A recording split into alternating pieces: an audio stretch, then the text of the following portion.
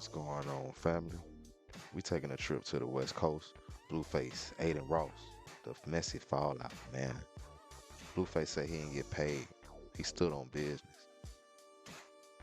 What started out as hype turned into one of the messiest fallouts in influencer history.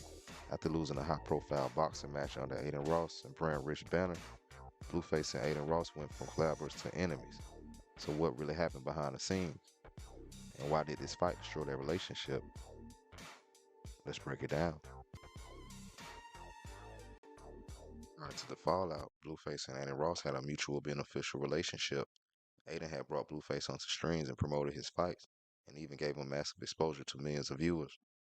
Blueface, on the other hand, brought controversy, trash talking, viral moments, exactly what Adin's audience thrives on. I definitely wouldn't score that in unanimous decision. I give it 4-2. But hey, shout out to Brandris. Shout out to Brandris. And Blue, if you do get back on Brandris, do you want a rematch or who do you want to fight? I probably won't get back on Brandris because you tampering with the bets. Never that. Never that. I don't know what he's talking about.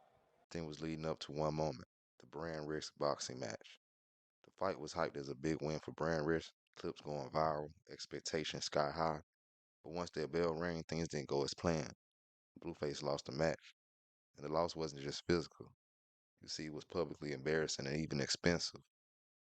Almost immediately, the energy changed. On stream, Adin seemed frustrated. His fans noticed he stopped defending Blueface in the way he used to. Behind the scenes, rumors started spreading. From Adin's perspective, this wasn't just a loss. It was brand risk becoming a... It would be nice if we got paid. And I completely get that, right? So he says, if Adin didn't respect the contract the first time and pay him after 24 hours, why would, if Blueface goes and does some apology or whatever, or put a statement out, why would he get paid then? And I said, That's when things turned public. Blueface felt disrespected and undersupported, and even Adin felt embarrassed and blamed. Stream comments turned into indirect shots.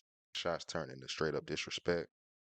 And all the collabs stopped. Communication ended, and what once looked like a solid partnership collapsed. And we kept it corporate.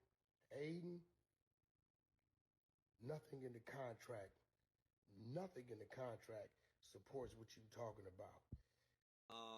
There's actual contractual obligations that he didn't follow, so he breached.